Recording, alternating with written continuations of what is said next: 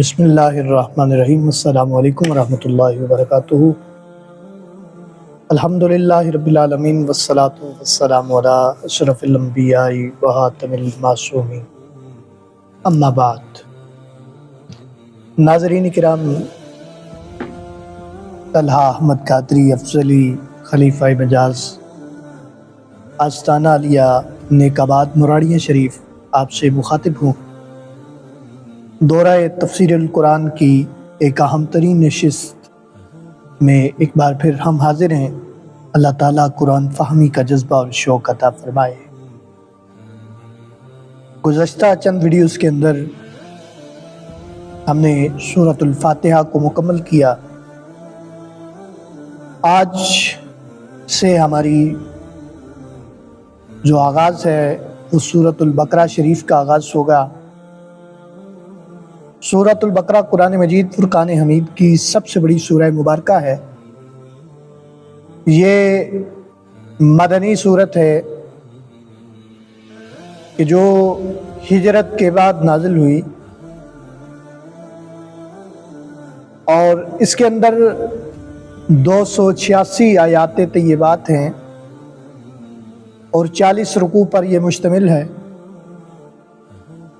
سورۃ البقرہ کو بقرہ اس لیے کہا جاتا ہے کہ اس میں بنی اسرائیل کی ایک گائے کا ذکر ہے۔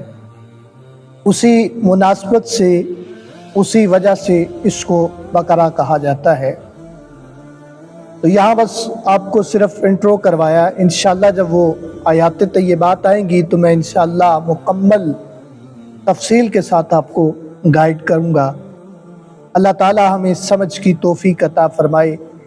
آج کی اس نشست کے اندر ہم سورۃ البقرہ کی پہلی 5 آیات بینات کو سمجھنے کی کوشش کریں گے۔ اللہ رب العالمین سے دعا ہے کہ اللہ تعالیٰ ہمیں سمجھ کی توفیق عطا فرمائے۔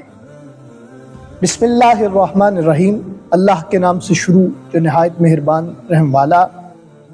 الف لام میم، یہ ابتداً یہ حروف مقطعات میں پہلی آیت ہم نے پڑھی ہے، تلاوت کی ہے۔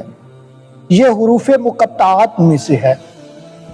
حروف مقطعات وہ آیات بینات ہوتی ہیں کہ جن کا علم اللہ رب العالمین اور اس کے رسول اکرم صلی اللہ تعالیٰ علیہ وسلم کے مابین ہوتا ہے۔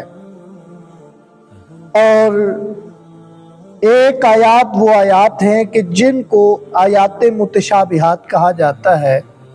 مفسرین کرام فرماتے ہیں یہ آیت حروف مقطعات یہ آیات متشابہات میں سے ہیں۔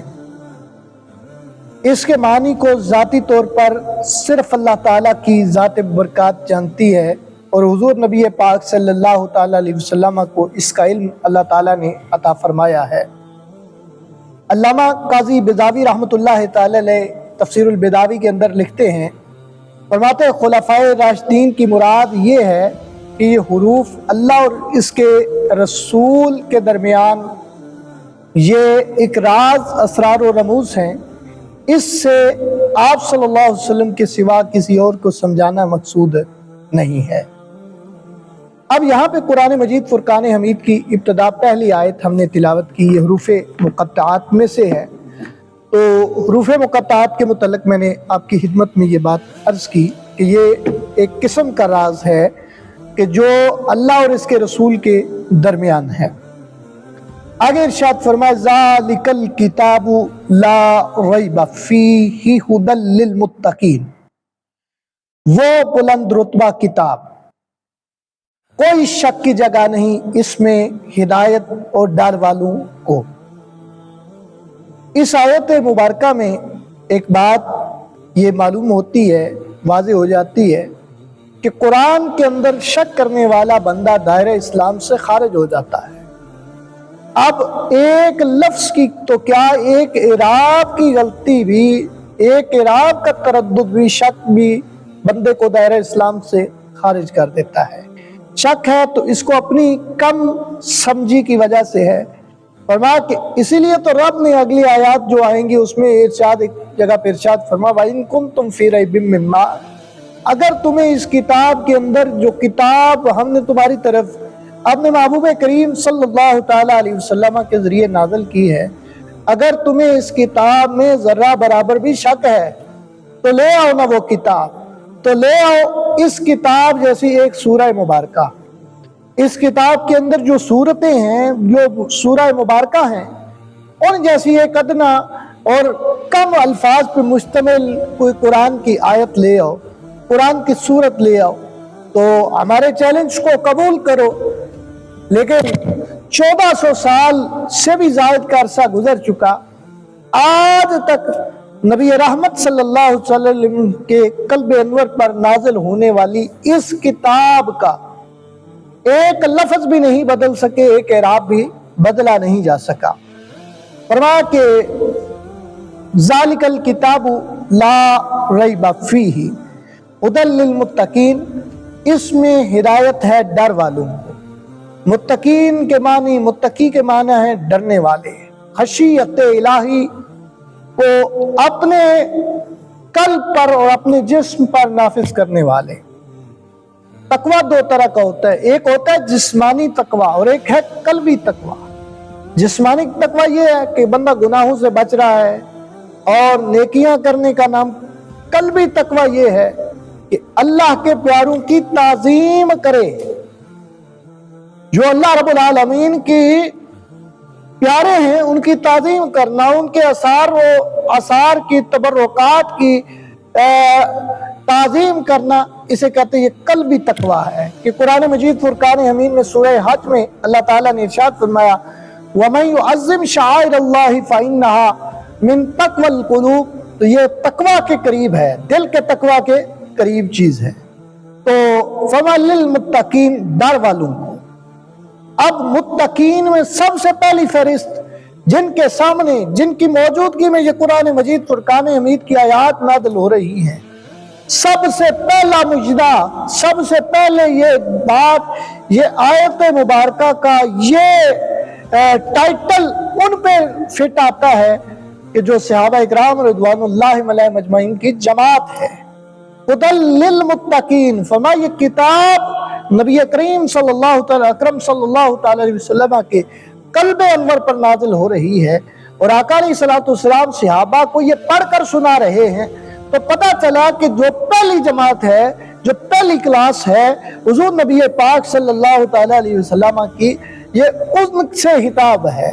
फमा हुदल लिल मुत्तकीन, और अब जो मुत्तकीन, अब जो डरने वाले हैं, उन्हीं को फॉलो करने वाले हैं, उन्हीं से फैज हासिल करने वाले हैं, उन्हीं की राह पर चलने वाले। हुदल लिल मुत्तकीन, हिदायत है डरने वालों के लिए। कौन है वो डरने वाले? सहाबा इकराम रिज़वानुल्लाहि अलैहिम अजमईन। जो मुत्तकी तुमको नजर आ रहे हैं वो इसी कुरान की हिदायत से मुत्तकी बने। देखे ना, कुरान ना होता, हुजूर नबी पाक सल्लल्लाहु अलैहि वसल्लम पर वो नाजिल ना होता, तो तकवा और फिर ये आयत मुबारका कैसे नाजिल होती? हुदल लिल मुत्तकीन, ये तो कुरान का इजाज है। कुरान ही की वजह से अल्लाह ताला ने उन्हें हिदायत की दौलत अता फरमाई। हुदल लिल मुत्तकीन, हिदायत। समझ लो कि कुरान कैसा है। सहाबा का तकवा जो है कुरान की हक्कानियत की दलील है कि हुजूर की हिदायत कुरान पर मौकूफ नहीं है। हुजूर की जो हिदायत है वो कुरान पर, इसलिए कि हुजूर नुज़ूल कुरान से पहले भी आरिफ थे, आबिद थे, अल्लाह की बारगाह में इबादत करने वाले थे। तो आगे इरशाद लिल मुत्तकीन, हिदायत है डर वालों के लिए, जो कल्बी तकवा भी रखते हैं और जिस्मानी तकवा भी उनके पास मौजूद है। आगे इरशाद अल्लज़ीना युमिनून बिल गैब, वो लोग जो बिन देखे ईमान लाते हैं। अब उन लोगों की सिफ़तों को बयान किया जा रहा है जो मुत्तकीन हैं, परहेजगार हैं, जो रब से डरने वाले हैं, रब के हुजूर हशीयत का इजहार करने वाले हैं। फरमा अल्लज़ीना युमिनून बिल गैब, वो ईमान लाते हैं किस पर? गैब पर। ईमान किसको कहते हैं? ईमान की डेफिनेशन ये है कि ज़रूरियात दीन की तस्दीक करना, और ज़रूरियात दीन से मुराद वो दीनी बातें हैं جو دلائل قطعیہ سے ثابت ہوں، قرآن مجید سے ثابت ہوں، نماز ہے، روزہ ہے، زکوٰۃ ہے، حج ہے، جو ضروریات قیامت کا دن ہے، حساب و کتاب کا عمل ہے، میزان عمل ہے، یہ ساری قطعی ہے، دلائل سے ثابت ہیں، تو وہ تصدیق کرتے ہیں کہ حضور سید عالم صلی اللہ تعالی علیہ وسلم جو کچھ لے کر آئے اور حضور سید عالم صلی اللہ علیہ وسلم کے قلب انور پر جو بھی اتارا گیا وہ حق پر مبنی ہے، ہم اس کی تصدیق کرتے ہیں، اس پہ ایمان لاتے ہیں۔ بات سمجھ میں آ گئی آپ کو؟ یؤمنون بالغیب، غیب پر ایمان لاتے ہیں۔ غیب سے مراد وہ چیزیں ہیں جو خواص ہمسا سے محسوس نہیں کی جا سکتی۔ اللہ تعالیٰ نے انسان کو محسوس کرنے کے حصے عطا کی ہیں، آنکھ ہے وہ دیکھتی ہے، کان ہے وہ سنتے ہیں، زبان ہے وہ چکھتی ہے، ناک ہے وہ سونگھتا ہے، اور بدن ہے وہ چھونے کے کام آتا ہے۔ اب جو چیز ان خواص ہمسا سے محسوس نہ کی جا سکتی ہو اور بغیر نظر و فکر کے اس کا ادراک، اس کو سمجھا نہ جا سکے، جیسے اللہ کی ذات کیسی ہے، وہ ذات آنکھ محسوس نہیں کر سکتی، دیکھ نہیں سکتی، کان سن نہیں سکتے، بدن سے اس کو چھوا نہیں جا سکتا، جنت ہے دوزخ ہے وہ کیسی ہوگی، آنکھ سے دیکھا انہوں نے نہیں ہے، محسوس نہیں کیا، کیسی ہوگی۔ یؤمنون بالغیب، غیب پر ایمان لاتے ہیں۔ اور آگے فرما وَيُقِيمُونَ الصَّلَاةَ وَمِمَّا رَزَقْنَاهُمْ يُنْفِقُونَ، اور نماز قائم کرتے ہیں۔ ان کی ایک صفت اللہ تعالیٰ نے متقین کی پہلی صفت جو بیان کی، فرمایا ایمان لاتے، کس پہ؟ غیب پہ۔ دوسری صفت کو اللہ تعالیٰ نے قرآن مجید میں بیان کیا، فرمایا کہ ان کی دوسری صفت یہ ہے کہ نماز قائم کرتے ہیں، نماز قائم کرتے ہیں۔ اب نماز قائم کرنے سے مراد اقامت نماز سے کیا مراد ہے؟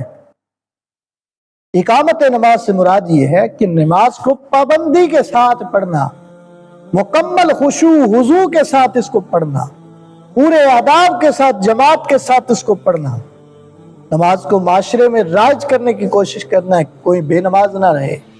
یقیمون الصلاۃ، آداب کے ساتھ پڑھے۔ اس کا مطلب یہ ہرگز نہیں ہے کہ جب دل کیا تو پڑھ لی، جب دل کیا تو چھوڑ دی، وہ پھر وہ اس صفت کا مصداق نہیں ہوگا۔ یقیمون الصلاۃ میں نہیں مانا جائے گا، وہ تو پھر نفس کی مان رہا ہے، اپنے اندر کی مان رہا ہے، اور رب کی تو نہیں مان رہا، اس نے نماز قائم نہیں کی، نماز پڑھی ہے لیکن نماز قائم نہیں کی۔ پڑھنے اور قائم کرنے میں فرق ہے، میں نے عرض کر دیا، قائم کرنے کا مطلب میں نے سمجھا دیا، پڑھنے کا مطلب ہے دل کیا تو پڑھ لی، دل کیا تو مسجد میں آئے، دل کیا تو مسجد سے غائب۔ وَيُقِيمُونَ الصَّلَاةَ وَمِمَّا رَزَقْنَاهُمْ يُنْفِقُونَ، اور جو ہم نے ان کو رزق دیا اس سے خرچ کرتے ہیں، اس میں سے خرچ کرتے ہیں۔ مراد یہ ہے کہ جو صدقات، واجبات، نافلہ ان پہ نافذ ہو چکے ہیں وہ ادا کرتے ہیں، زکوٰۃ فرض ہے تو وہ ادا کرتے ہیں، صدقہ فطر ادا کرتے ہیں، اور دیگر مواقع پر ضرورت مند مساکین کی وہ ضرورت کو بھی پورا کر رہے ہیں، مساکین کی ضرورت کو بھی وہ پورا کر رہے ہیں، والدین پہ خرچ کر رہے ہیں، اہل و عیال پہ وہ خرچ کر رہے ہیں۔ اور اگر یہاں پہ یہ بات یاد رکھے کہ اہل و عیال پہ خرچ کرنا یہ بھی صدقے کی قسم ہے۔ اور پھر وَمِمَّا رَزَقْنَاهُمْ يُنْفِقُونَ، اور وہ اپنے رزق جو دیا ہے اللہ تعالیٰ نے اس میں سے خرچ کرتے ہیں۔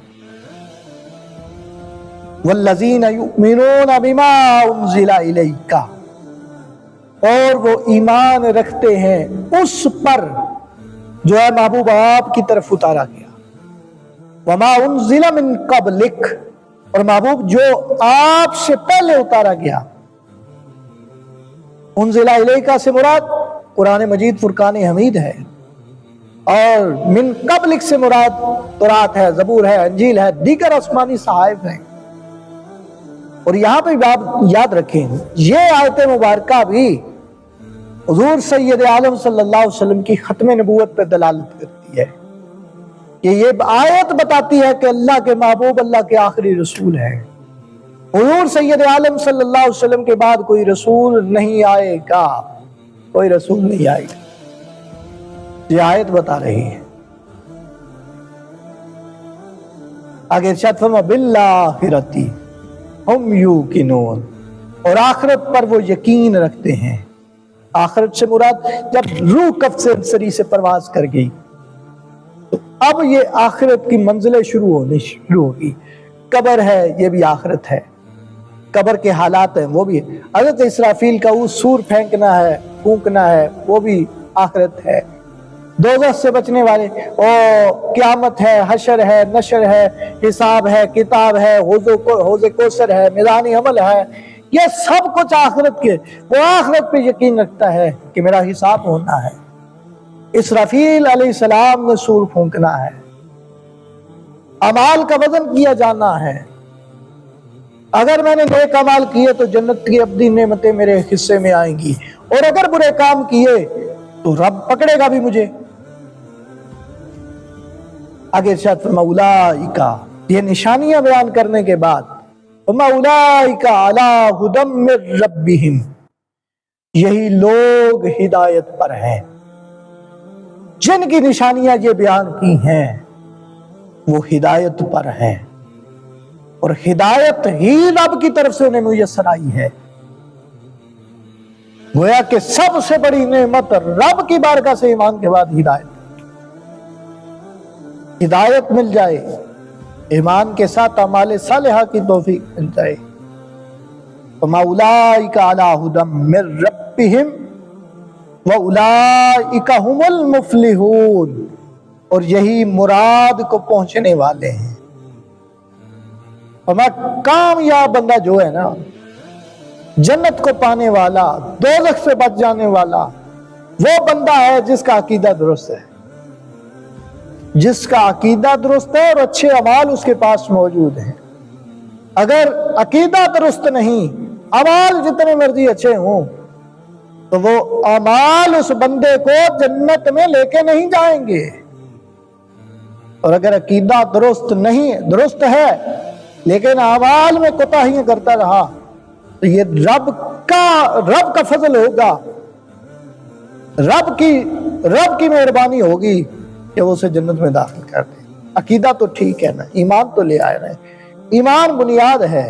हकीम उम्मत मुफ्ती अहमद यार नईमी रहमतुल्लाह ताला अलैह फरमाते जो ईमान है और अमल है उसकी मिसाल देते आप फरमाते हैं, ईमान और अकीदा ये है, ईमान और अकीदा इस तरह इसको समझे कि जिस तरह एक बीज है उसको जमीन में दबा जाता है, दबा